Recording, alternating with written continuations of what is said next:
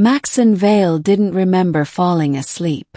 One moment, he was hiking through the Mojave Desert, searching for remnants of the rumored military testing ground his grandfather used to speak of. The next, he awoke in a smooth metallic chamber pulsing with eerie blue light. Panic flared. He shot up, heart hammering, but his arms and legs didn't respond normally. They moved differently. More fluid yet heavier. A translucent barrier separated him from several beings observing him.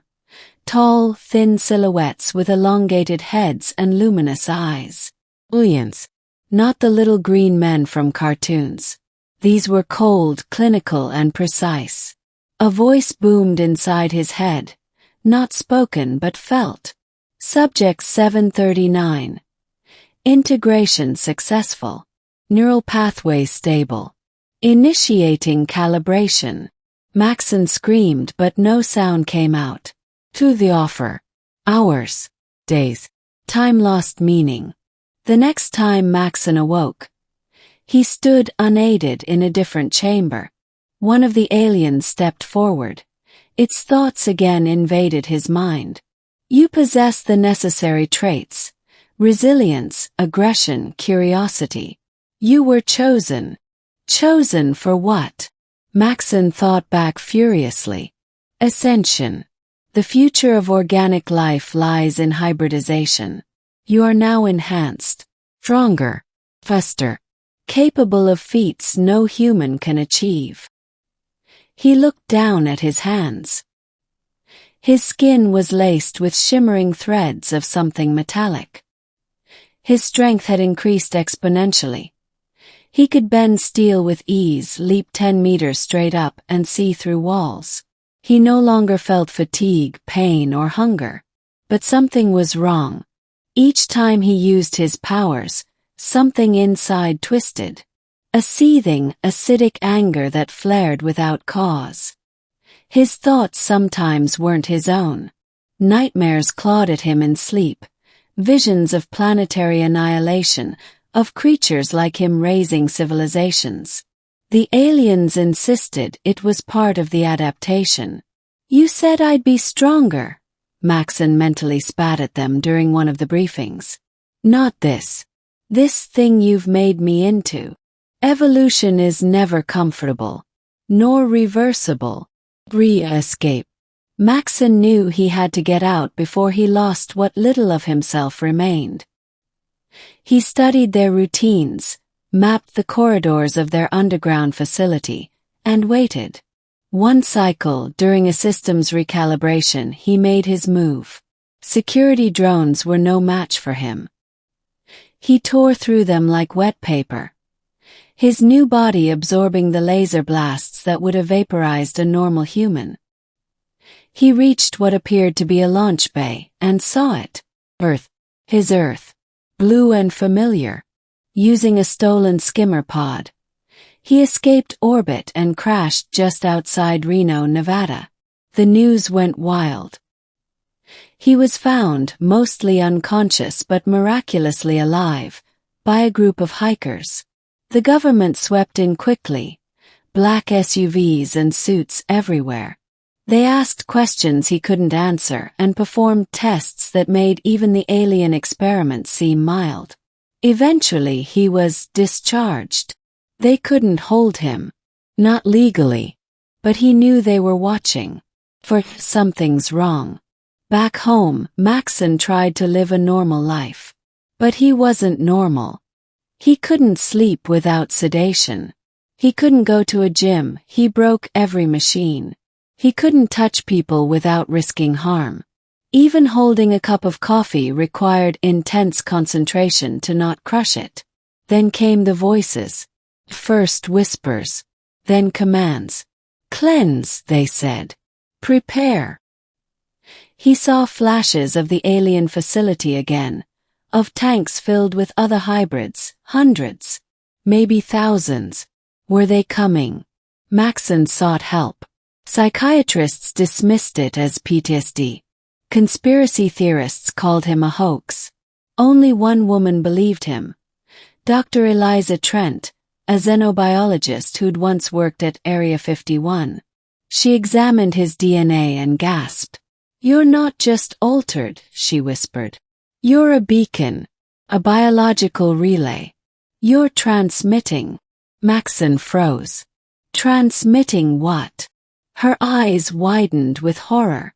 An invasion signal. The fight within. Maxon fled again, this time from humans. If he was the key to an alien invasion, they'd kill him. Or worse, dissect him and try to make more. But it wasn't just the world turning on him. His own mind rebelled. He began to lose hours. Waking up in places he didn't remember going. People turning up injured. Buildings destroyed. Authorities blaming gas leaks or terrorist acts. He knew the truth. The alien part of him, the programming, was taking over. Slowly, subtly. The more he used his powers, the more control it gained. He returned to Eliza, begging for help. There has to be a way to turn it off. She developed a neural inhibitor, a risky prototype designed to suppress the alien signals. It worked barely. But it had a cost. Every time he used his strength, it would burn through the inhibitor faster. He'd have to choose power or sanity. 6. The arrival. It wasn't enough. One night the sky split open. A rift, shimmering and vast, tore across the sky over the Pacific. From it massive ships emerged. Silent. Impossibly fast. They hovered in low orbit, invisible to radar but clearly visible to the naked eye. Governments scrambled. Satellites went dead. Entire networks crashed. Chaos erupted. And in his mind, Maxon heard a final message. Awaken! The inhibitor shattered. He fell to his knees, roaring, not in pain but in rage. His body twisted further, armor-like plates forming across his back. His eyes glowing white-hot. Claws extended from his fingers. He rose 10 feet tall, barely human. And he wasn't alone. All across the world, others like him. Failed escapees, hidden experiments, activated. Eliza found him again, this time terrified. "You're the only one who broke free before it was too late. You have to fight them." "I don't know if I can," he said, voice guttural, barely recognizable. "You have to try.